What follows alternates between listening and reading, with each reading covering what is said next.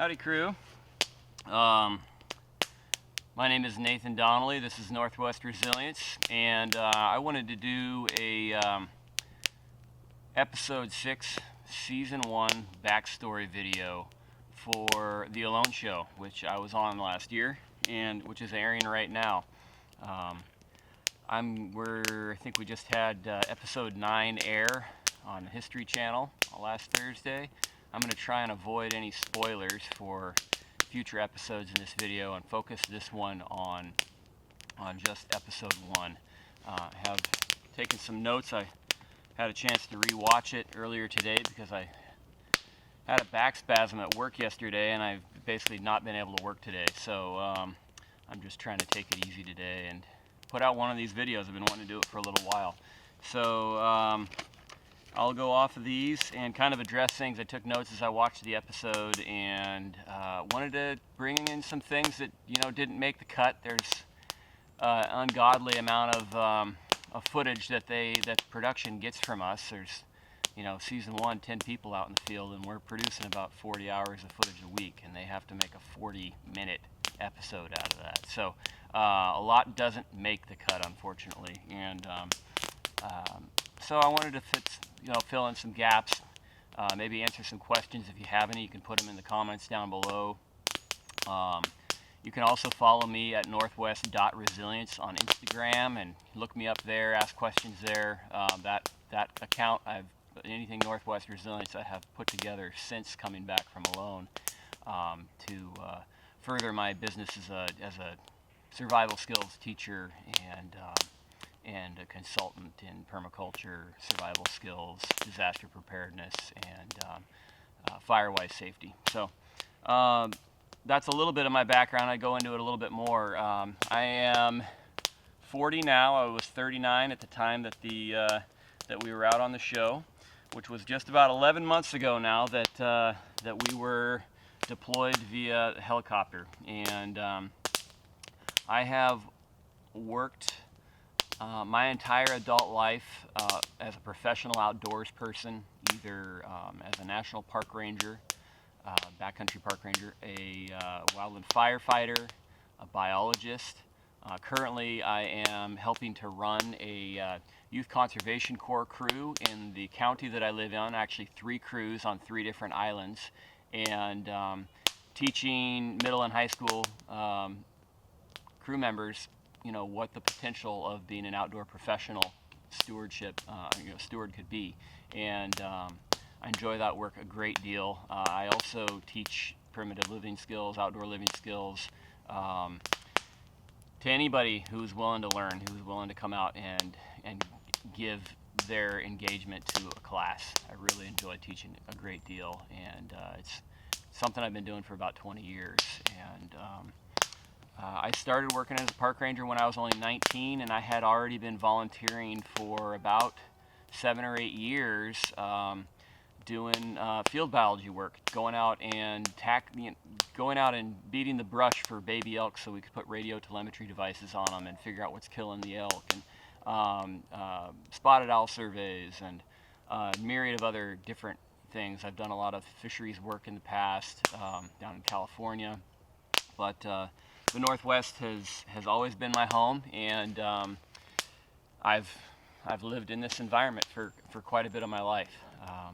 I've done big adventures in the Amazon and Ecuador and Mexico and some tropical places, but the Northwest is really where I'm rooted. And going up to the boreal forests of the subarctic where Alone 6 was shot, and that was an experience. I've never been that far north before in my life, and I really had to rely heavily on research that I had done before going out there to really kind of reinvent myself as a survivalist in a totally new environment for myself, and I'm really proud of how I did. That experience was incredible, and I hope you're able to catch all of the episodes. I hope you know that there's others of us that have YouTube channels, and they're doing their own backstories, and there's a lot of pretty cool information about our experience on the show and about us and the skills we have to teach that I would really seriously look into. I know Onia and Barry and Jordan all have their own channels and are skilled people to learn from. So Nikki, Barry, Tim, and myself were the 4 people who were deployed or shown deployed in episode 1. And I'm going to mostly stick to myself, but I did want to talk a little bit about Tim's big event and a story that he had told us at boot camp when we were going through the selection process for the show, because it's lets you know a little bit of how rugged that son of a bitch was. That guy he's extremely funny, he's really tough, he's irreverent, he's also really reverent. And I know a lot of people, what he's had to say about trees and all that, they maybe tear into him a little bit, but I am willing to bet the guy's had deeper experiences in the wilderness than you have. I would put any amount of money on that. He's a neat guy, and I really hope for the opportunity to hang out and hopefully go elk hunting with him or something again someday. I'll talk about that later. The show kind of opens up, I think, with Barry being dropped off and forgetting his hat, and the crew coming back around and giving him his hat, and he right off the bat, comes out with a pretty hilarious response to that, and that's that's a pretty important thing to be able to do. Going into a survival situation, if you lose your sense of humor, you've lost the game in all likelihood. And we'll talk a little bit more of that in coming episodes, and attitude, responsibility, and all that. But Barry, really he handles that with a hearty laugh, and I gotta hand it to him. That's what it takes to adapt and to evolve into a situation like that and come out the other end. So he also wanders around. He's really got a close eye on what potential hazards in that might be. And that landscape was the Canadian Shield. So the Canadian Shield is this sheer rock layer over the northern half of the continent. It is an impenetrable, I think it's basaltic rock layer. And where we were on Great Slave Lake, which is the 10th largest lake in the world, something broke through that layer and left these vertical basaltic pillars all around. The property that I was on, and I know probably Barry and Onia, who were my 2 nearest neighbors, it was a rugged terrain. Basically, the earth is made out of rock. There's no soil up there. There's little deposits of clay here and there. A lot of muskeg on my property, which is why I think I had just an incredible amount of bugs. I'll talk about it a little bit later. But that place is rugged, and if you're not on your game and you're stumbling around, it's going to break you. And that's unfortunately what happened to Tim. But it's gonna make you fall, and then you're gonna fall on some hard rocks to boot. So you really had to be a focused, methodical individual at all times. You couldn't walk around casually, and that not just because of the landscape, but for a number of other reasons. And that's one of the things about being put in a survival situation. As opposed to kind of the modern world that we live in today, is the rough edges have all been smoothed over in the life that we live. And there's something that you learn as an outdoor professional, somebody who spends full-time life living in the wilderness, that you need to be turned on all the time. And if you let that guard down, those smooth edges are, there are no smooth edges anymore. Something will happen, and it's not any different, I think, than growing up as a New Yorker or somewhere in a big city. You realize there are certain risks inherent in living in a big city, but they're second nature to you because you've grown up there, you've lived there.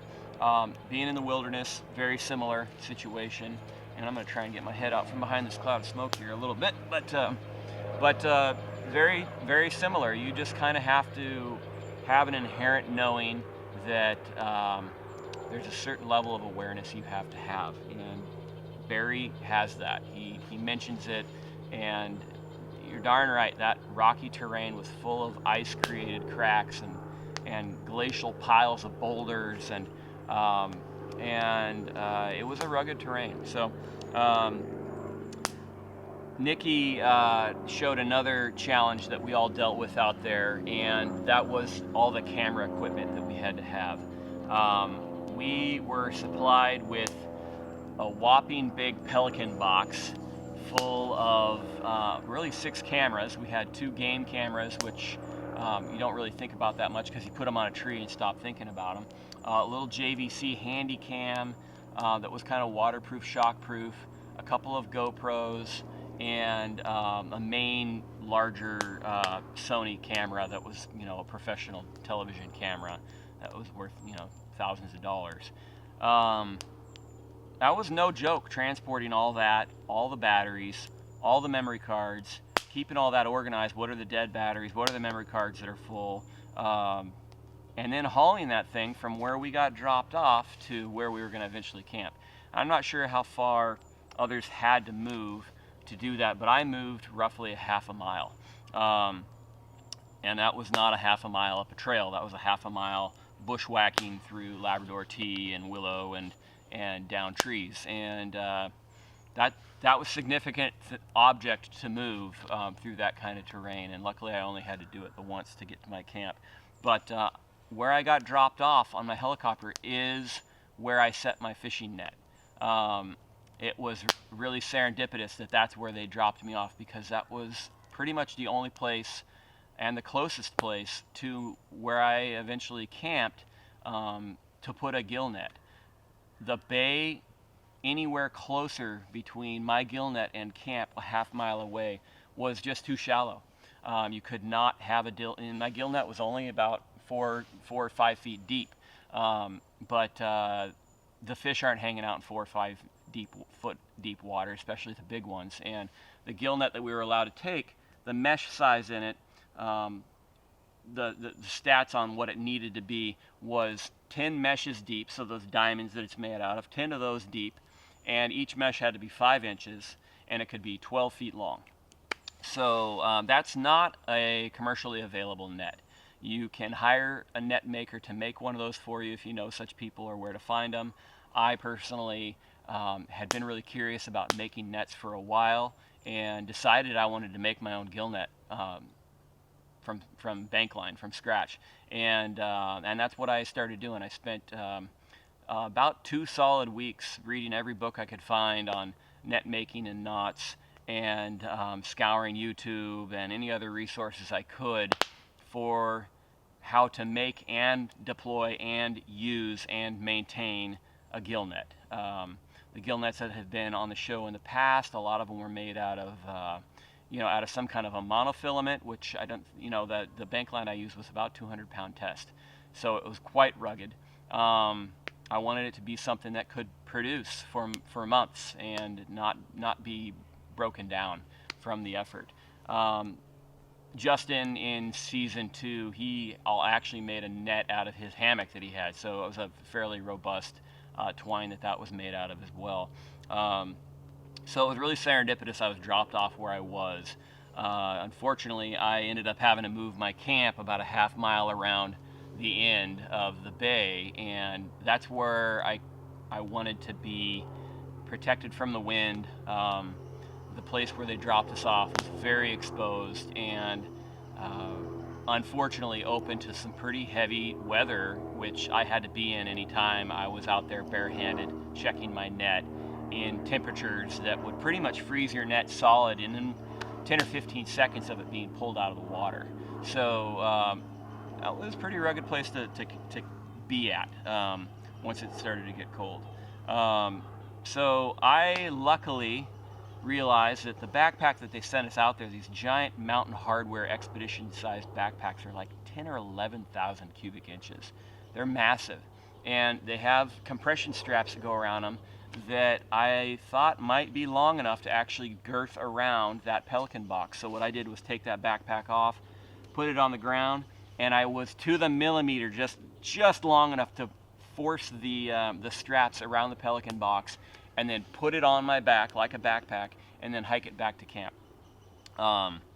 It was still 65 pounds. It was still heavy. It was still this big, but it worked, and it was a heck of a lot easier than trying to do what Nikki had to do. And her backpack would have been smaller than mine, and she wouldn't have had probably that same millimeter of compression that I did have, and probably wouldn't have been able to do that. So, but I know it saved me a half a day of frustration and energy to just be able to put that thing on my back. My bay, I wanted to talk about a little bit because there's some things that you don't know about the immediate area that you're in, based just on your own eyeballs and your ears and your ability to take in the environment. So since then, I've had occasion to see quite a few of the episodes of the show. Pardon the airplane noise here. And I've been able to see aerial shots of my bay, and I was able to see how deep certain parts of it were, and man, that would have been freaking valuable information to have been able to see where those dark holes were, those random places where maybe a net could have been deployed, or maybe if it came down to it, ice fishing could have been done here instead of there. All those things, super valuable. But my bay was a really long, deep finger bay. I'd say it was at least 3/4 of a mile long and about 1/4 of a mile wide. Could have been as long as a mile. And then at the very end of it, it had like another second little finger bay coming off of the end of the main bay. And that area became really important for me for reasons I'll talk about in future episodes. But it was a pretty cool place. Each side of that bay had one of those canyon walls lining either side of it, those basaltic columnar canyon walls that were hundreds of feet tall.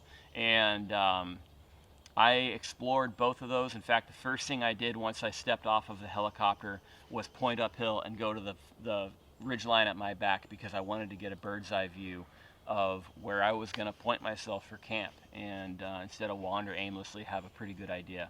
I almost instantly picked out my campsite, and it definitely could have been better, but it had a lot going for it in that it was near water. It was sheltered from the crazy wind that came from all 4 directions at once up there, and it seemed like it would be a good locus point for wildlife to be coming through. So that's kind of the gist of my place. There was these 2 ridge lines, really 3 if you want count one of them as 2. That made for pretty rugged terrain, and then back behind my place was all muskeg, and I had a forest of black spruce, white spruce, tamarack, birch, and then shrubs of alder, willow, and a few other species of birch shrub as well. First thing you see me doing as you coming in is you see my bow rise up in the camera frame pointed at a squirrel, and I went out there ready to hunt. I got off of that helicopter. I made a super loud roar because I was excited to be there, and I did not raise my voice again until they hauled me out of there. I was not making noise to scare off all the wildlife. The only reason I let myself roar when I got dropped off is because the helicopter was still over my head. I was leaping out of it at the time. And I came there focused on putting game in front of a bow. And right off the bat, saw a squirrel maybe 60, 70 yards from where my camp eventually ended up being. And I was super on point with my archery game at that point. I'd been practicing a lot. I felt really confident in my archery skills, and I put that arrow precisely where I wanted it to be. I could have knocked a dime off of that tree, and that squirrel did a push-up right over the top of it. I swear to God.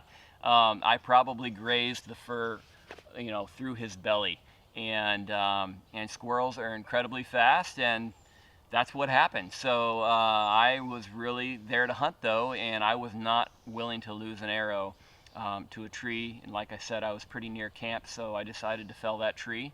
I did, and eventually that tree didn't go to waste. That got used in my shelter and provided quite a bit of firewood for me as well, with the dead limbs on it.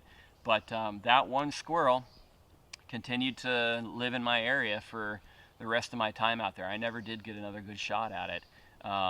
With I never got near it with a bow in my hands. It learned pretty quickly that that was a problem. So I remember getting there thinking that this squirrel, because it was so active, was actually 4 squirrels, and that I had like, a fairly rich resource in squirrels there.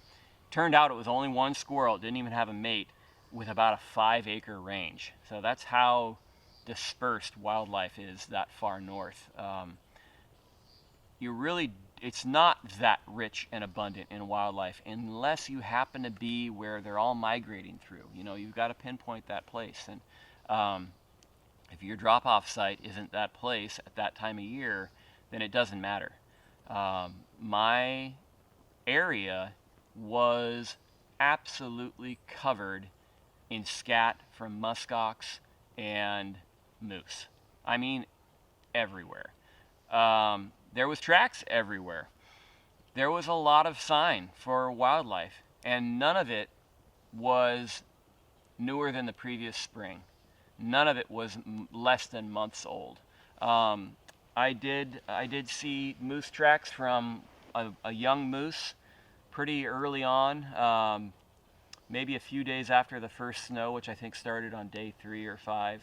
But those tracks were 3 days old when I'd seen them, and I never did see another for that whole beginning period there. So, at other times the caribou might run through there like a river, and 3 species of them. So they can be incredibly abundant or absolutely nothing for days and days. So I was a little bit about, I'm a little bit, the one thing, we're in episode 9 now, the one thing that I'm a little bit irked about of my edit is the moose. The moose is supposedly walked so close to my shelter it looked like I could have grabbed it by the ankle. Unfortunately, the footage of me talking, which is edited together so poorly, you can hear like that one sentence is cut up from probably 4 different scenes. The rocks and hooves that I was hearing was actually several weeks later, and that was ice, the sound of ice in the lake echoing off of the canyon walls, and me thinking that what I was hearing was actually up on top of the canyon. And that shifting plates of ice sounded a heck of a lot like what you'd think a pair of muskox running around an ox, maybe cracking their heads together, would make. And I listened to that sound for, I bet, 2.5 weeks before I finally realized, oh, it's the ice at the shallowest end of the bay is forming there every night and then melting during the day. So I didn't really even realize it was there. But aside from that, I'm really happy with my edit. I know there's a lot of people like, well, why isn't there more Nathan out there? I played a really methodical game, and I was calorically efficient. I was out every day gathering firewood. I was active. I was doing the things that I was doing, but I tried to stay on point. And I'm not a terribly dramatic person as a rule. I get intense and I get passionate about things, and I'm very philosophical, but I have a lot of self-control and determination, and that's not necessarily the thing that gets the ratings for a lot of the viewers that TV shoots for nowadays. My axe, which I actually have right over here, one of my 10 items, one of my most beloved items.